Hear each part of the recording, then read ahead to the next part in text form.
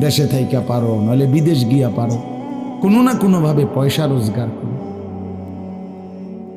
টাকা রোজগার করলে মা বাপ খুশি, টাকা রোজগার না করলে না অখুশি, খালাস। এরপরে ইমান আছে কিনা, ইসলাম আছে কিনা, নামাজ আছে কিনা, কোরআন আছে কিনা, আল্লাহ চিনে কিনা, হালাল হারাম কিনা, জায়েজ না জায়েজ না, এত কিছু আমার দরকার। ফুতেরে জিগায়ও না যে ফুত কামাই যে করতেছ কি হালাল কামাই করো না হারাম, না এত কিছুর দরকার কি।